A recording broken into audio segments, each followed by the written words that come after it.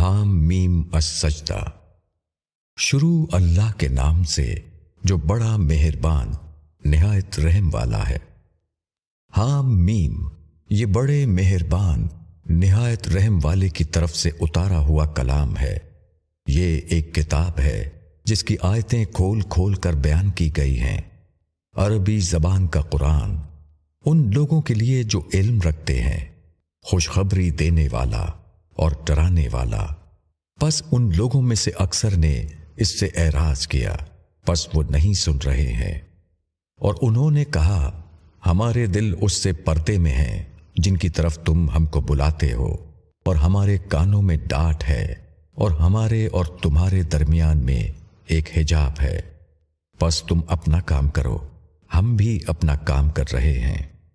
کہو، میں تو ایک بشر ہوں تم جیسا، میرے پاس یہ وحی آتی ہے کہ تمہارا معبود بس ایک ہی معبود ہے، پس تم سیدھے رہو اسی کی طرف اور اسی سے معافی چاہو۔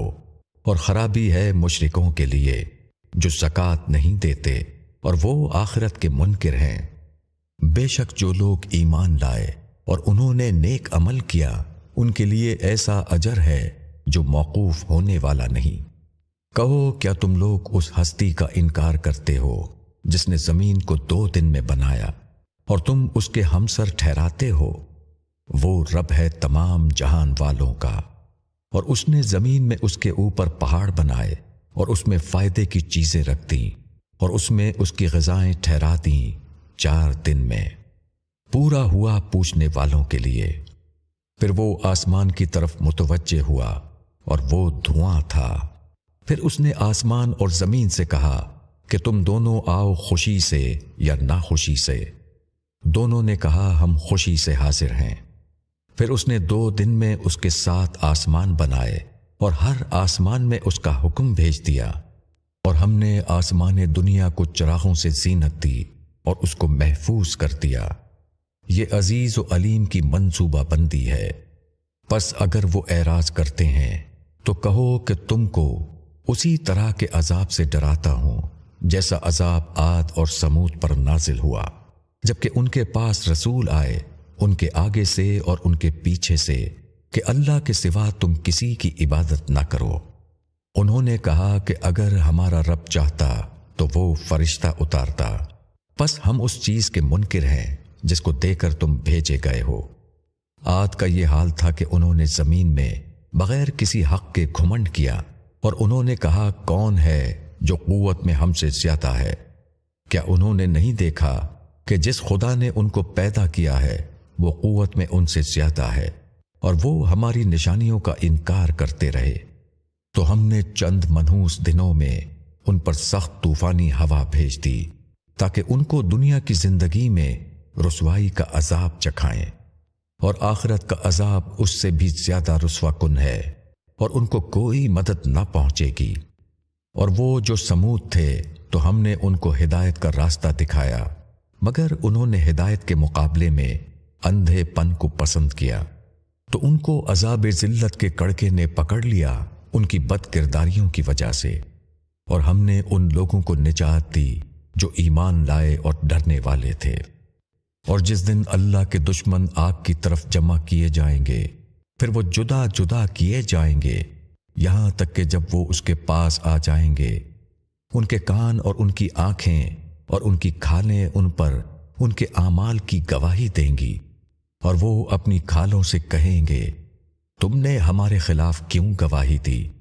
وہ کہیں گی کہ ہم کو اسی اللہ نے گویائی دی ہے جس نے ہر چیز کو گویا کر دیا ہے، اور اسی نے تم کو پہلی مرتبہ پیدا کیا اور اسی کے پاس تم لائے گئے ہو، اور تم اپنے آپ کو اس سے چھپا نہ سکتے تھے کہ تمہارے کان اور تمہاری آنکھیں اور تمہاری کھالیں تمہارے خلاف گواہی دیں۔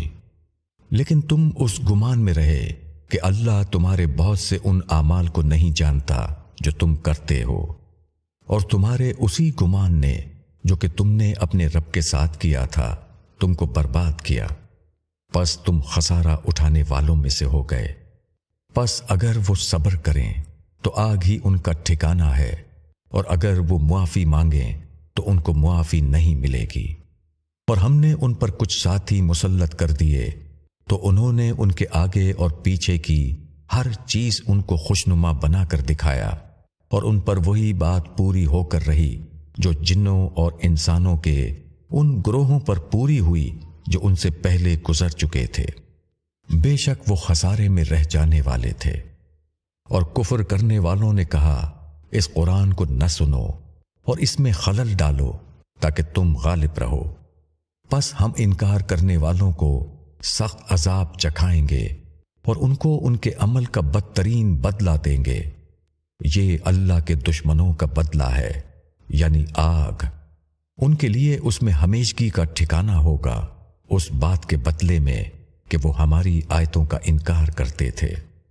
اور کفر کرنے والے کہیں گے کہ اے ہمارے رب، ہمیں ان لوگوں کو دکھا جنہوں نے جنوں اور انسانوں میں سے ہم کو گمراہ کیا، ہم ان کو اپنے پاؤں کے نیچے ڈالیں گے تاکہ وہ ذلیل ہوں۔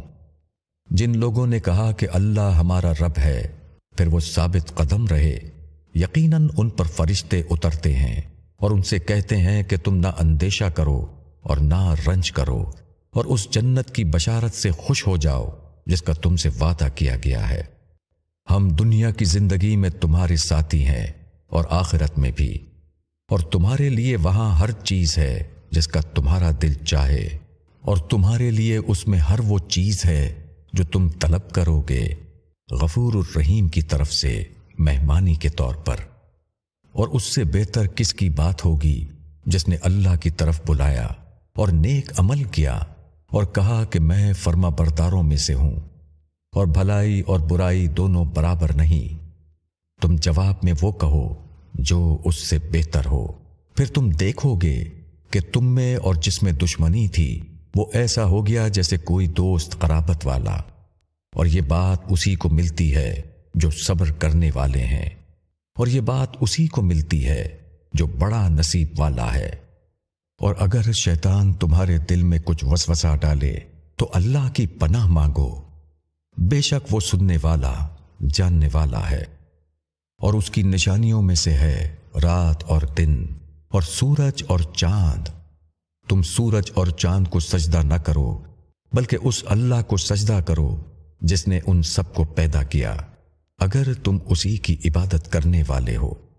پس اگر وہ تکبر کریں تو جو لوگ تیرے رب کے پاس ہیں وہ شب و روز اسی کی تسبیح کرتے ہیں اور وہ کبھی نہیں تھکتے۔ اور اس کی نشانیوں میں سے یہ ہے کہ تم زمین کو فرسودہ حالت میں دیکھتے ہو، پھر جب ہم اس پر پانی برساتے ہیں تو وہ ابھرتی ہے اور پھول جاتی ہے۔ بے شک جس نے اس کو زندہ کر دیا وہ مردوں کو بھی زندہ کر دینے والا ہے، بے شک وہ ہر چیز پر قادر ہے۔ جو لوگ ہماری آیتوں کو الٹے معنی پہناتے ہیں وہ ہم سے چھپے ہوئے نہیں ہیں۔ کیا جو آگ میں ڈالا جائے گا وہ اچھا ہے یا وہ شخص جو قیامت کے دن امن کے ساتھ آئے گا؟ جو کچھ چاہے کر لو، بے شک وہ دیکھتا ہے جو تم کر رہے ہو۔ جن لوگوں نے اللہ کی نصیحت کا انکار کیا جبکہ وہ ان کے پاس آ گئی، اور بے شک یہ ایک زبردست کتاب ہے، اس میں باطل نہ اس کے آگے سے آ سکتا ہے اور نہ اس کے پیچھے سے، یہ حکیم اور حمید کی طرف سے اتاری گئی ہے۔ تم کو وہی باتیں کہی جا رہی ہیں جو تم سے پہلے رسولوں کو کہی گئی ہیں، بے شک تمہارا رب مغفرت والا ہے اور دردناک سزا دینے والا بھی۔ اور اگر ہم اس کو عجمی قرآن بناتے تو وہ کہتے کہ اس کی آیتیں صاف صاف کیوں نہیں بیان کی گئیں؟ کیا عجمی کتاب اور عربی لوگ؟ کہو کہ وہ ایمان لانے والوں کے لیے تو ہدایت اور شفا ہے، اور وہ لوگ جو ایمان نہیں لاتے ان کے کانوں میں ڈانٹ ہے اور وہ ان کے حق میں اندھا پن ہے۔ یہ لوگ گویا کہ دور کی جگہ سے پکارے جا رہے ہیں۔